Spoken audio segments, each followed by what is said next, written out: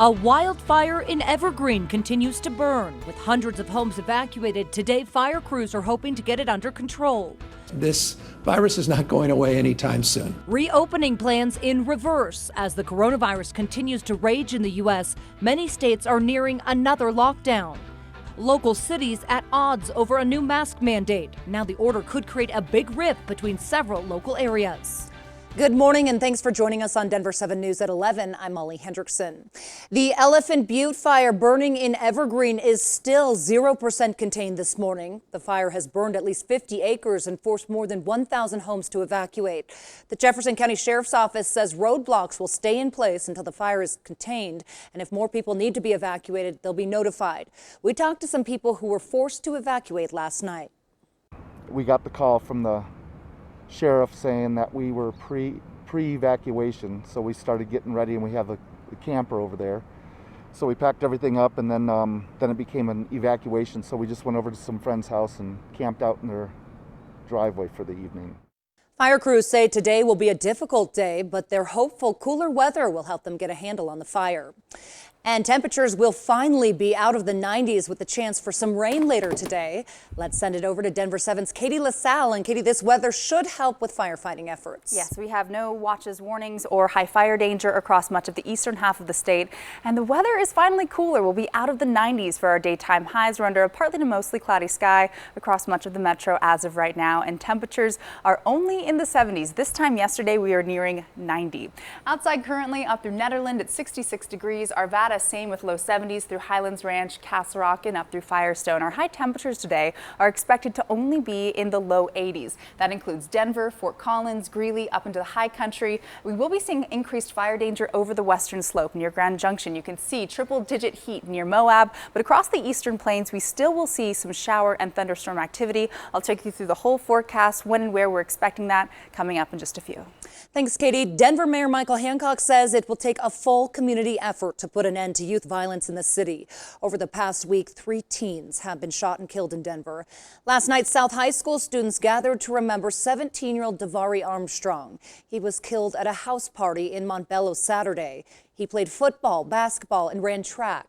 Davari's mother says her pain should act as a lesson to end youth violence.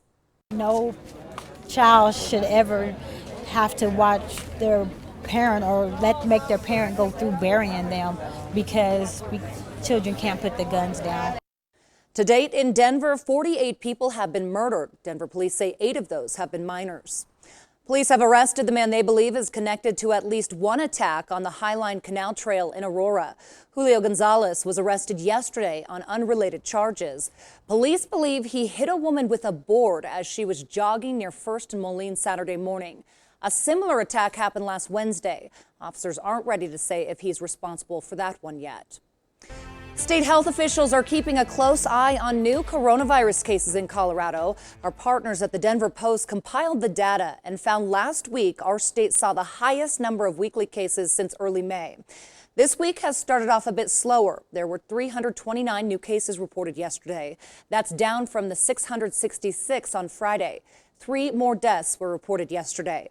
Our hospitals remain in good condition right now. Just over 330 hospital beds are in use, a third of what we saw in April. Health officials say it could be a few more days before we see the impacts of the 4th of July holiday. Hospitalizations are increasing in 31 states, and now nearly 24 states are putting their reopening plans on hold or reversing them completely. ABC's Trevor Alt has the latest from New York. In huge sections of America today, COVID-19 continues to rage. According to Johns Hopkins, Florida now has more new cases of coronavirus daily than most countries in the world. Miami is now the epicenter of the pandemic. What we were seeing in Wuhan 6 months ago, 5 months ago, now we are there. And in California, the governor throwing the state's reopening in reverse. Effective today, requiring all counties to close their indoor activities. Restaurants, wineries, tasting rooms, movie theaters, family entertainment centers, zoos and museums, card rooms, and the shuttering of all bars. This is in every county in the state of California. With deaths from COVID rising and current hospitalizations now reaching record numbers, Governor Gavin Newsom also announcing 29 counties, accounting for 80% of California's population, will also be required to close fitness centers, places of worship, non-critical offices, salons, and indoor shopping malls. This virus is not going away anytime soon. The Los Angeles School District, the second biggest in the country, now announcing schools will not return to in-person learning this August. But in nearby Orange County, the Board of Education has voted to reopen schools in the fall without masks or social distancing rules. While in Detroit, protesters are trying to block buses as students return for in-person summer school. And Dr. Anthony Fauci warning this once-in-a-century pandemic is nowhere near over. It's happened, your worst nightmare, the perfect storm. This is a really serious problem. It is truly historic. We haven't even begun to see the end of it yet. While experts say a COVID-19 vaccine is still a long ways away, Dr. Fauci believes we'll soon have more ways to treat the virus, potentially multiple antivirals and anti-inflammatories this fall. Trevor Ault, ABC News, New York. The mask mandate issued by Tri-County Health last week is set to take effect 10 days from now. Today, more communities could decide to opt out, but Douglas County's Board of Commissioners is taking it a step further, planning to sever ties with Tri-County Health. Denver7's Nicole Brady is in Castle Rock, one of the cities that may soon opt out of requiring masks in public. Castle Rock is holding a virtual meeting tonight, and public comment will be allowed, so we expect it could get pretty heated with masks being the topic of discussion. Castle Rock isn't the only community that's considering opting out of Tri-County's mask mandate.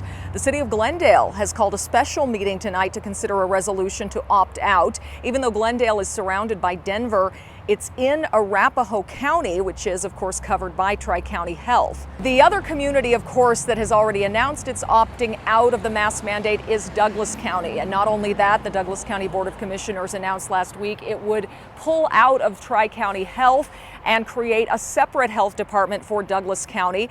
Tonight, the Board of Commissioners will meet for the first time since making that announcement. It's going to be a long and likely expensive process for Douglas County to create its own health department, and it's not fully clear yet what kind of financial impact that could have on Adams and Arapahoe County. We spoke to one professor at Colorado School of Public Health who said multi-county health departments usually are more cost-effective. It's easier to support that full range of public health activities when you've got a larger population and a larger tax base. In addition to tonight's board meeting, Douglas County and Tri-County Health are also co-hosting a virtual town hall that's open to the public tomorrow at 4:30.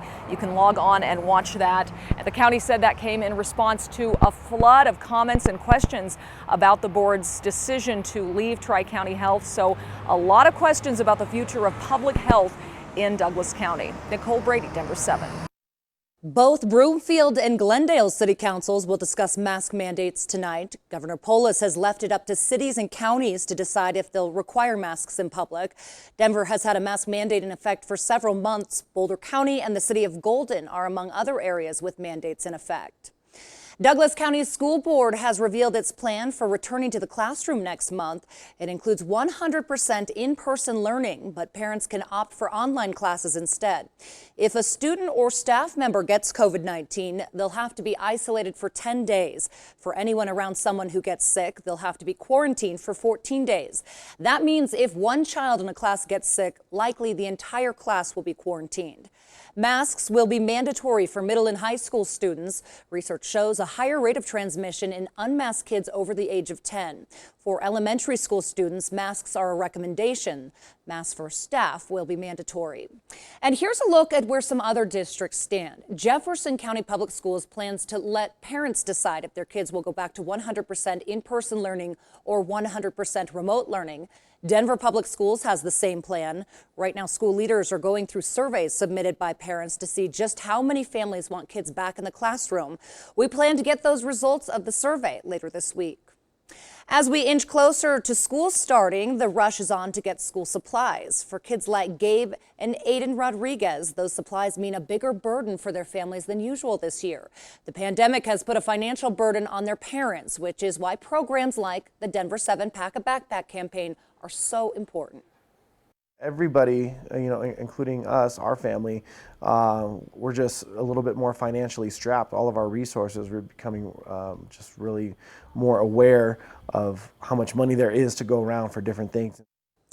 And you can help this month by dropping off supplies at any Les Schwab Tire Center or Larry H. Miller dealership. You can also log on to thedenverchannel.com/pack-a-backpack to donate money. With the Salvation Army's help, for just $15, we can provide a backpack full of supplies to a child in need.